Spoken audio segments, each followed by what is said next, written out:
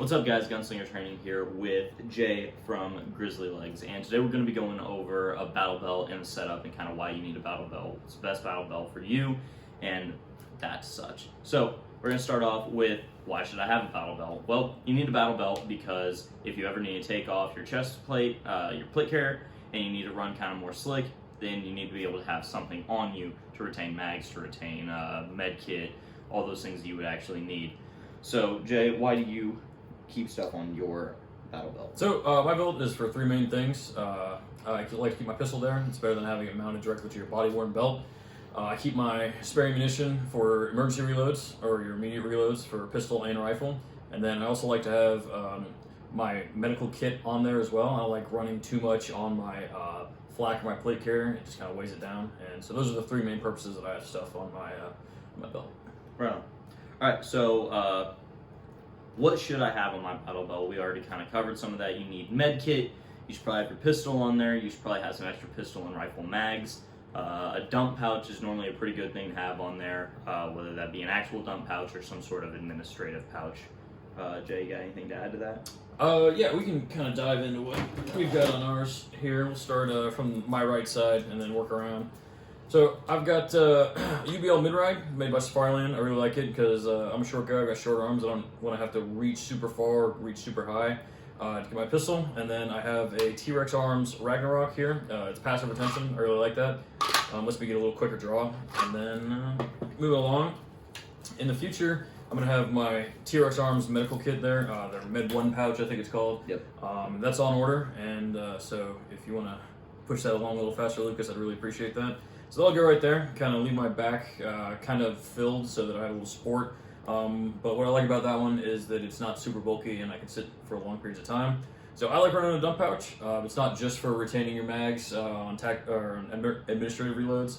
It's for just about everything else. I really like this one. It's the Blue Force Gear dump pouch, and it folds up really nice. And then all you gotta do is pull this out, and you've got a full-size dump pouch for whatever. For military guys, I know the doctrine is to retain your mags, but I don't really subscribe to that. For LE guys, they can put gloves in there, they can put evidence, they can put, just about whatever, snacks, food, just whatever you can think of, that's what it's there for. It's not just retention, it's an administrative pouch, really.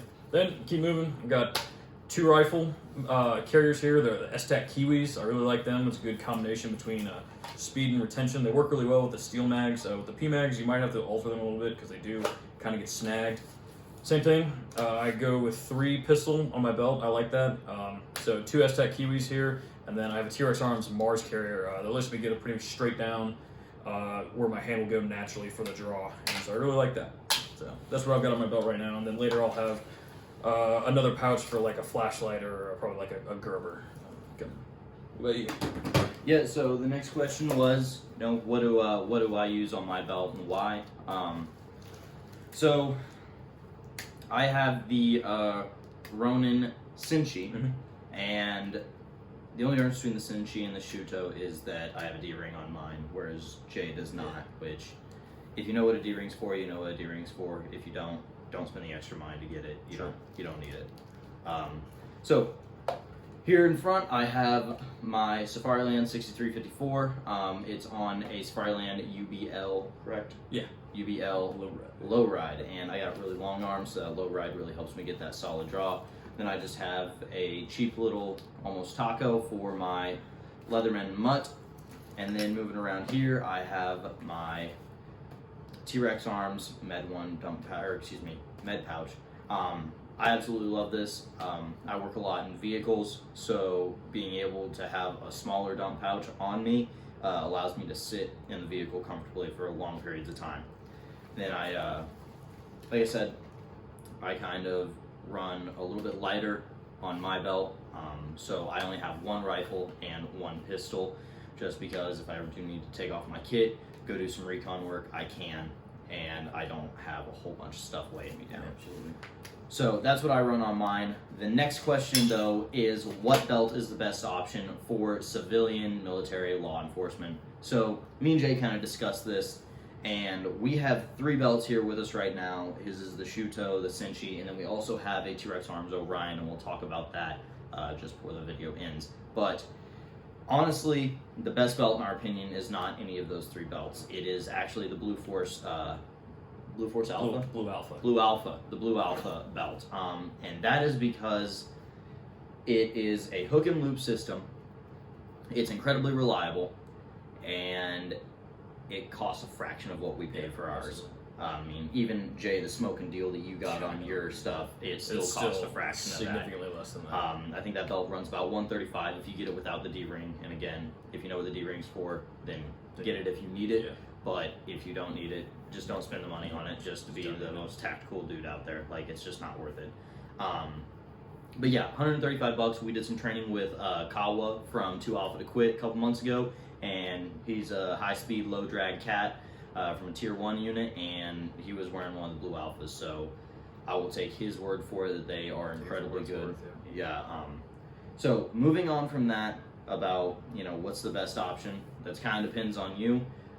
For us, it's the hook and loop system, but if you do run anything that you want to have over all of your clothing type belt, I would say that the best option is going to be the T-Rex Arms Orion belt. It's got these nice little clips right here to hook your gloves, chem lights, anything on. It's got the Cobra buckle. I have had this belt for a couple years now. This is the Gen 4. This was my first belt. Yeah, my first belt was Orion, but it was the Gen 1. Yeah, this one's a little bit more stiff than the Gen 1s. I don't even think you can get the Gen 1s anymore. Yeah, they don't make them anymore. But this is an incredibly good belt. I really do love it. The only reason that I moved on is because the way that my body works, this didn't really work for me. Because I'm so skinny, I couldn't get this incredibly tight around me. But if you're wearing a lot of clothes, it would actually help get this belt tighter around you. But yes, this would work. Cold weather environment, lots of clothes. Does not work for any sort of concealment type deal. I know the Ronin makes a concealment belt, but me and Jay tried it with our belts yesterday. Yeah. And we could do concealment on there if we took off our med kits and put on a few other things. You could run concealment with those belts. So that wraps up the video. Please leave a comment if there's anything that you would like to see, if there's anything that we did wrong, if there's anything that you would like to tell us about, give us more info. Please do. We do these videos for you guys because we want to help the entire community. I know that I have spent hundreds, if not thousands of dollars on gear that I was just like, man, I should have got this earlier. So if we can help you guys not go through that whole learning curve, it'd save your wallet and your heart. But yeah, as always, train hard, stay safe, try and learn something new every day. Jay? Yeah, just take care, take it easy, and just gonna leave with a little word of wisdom.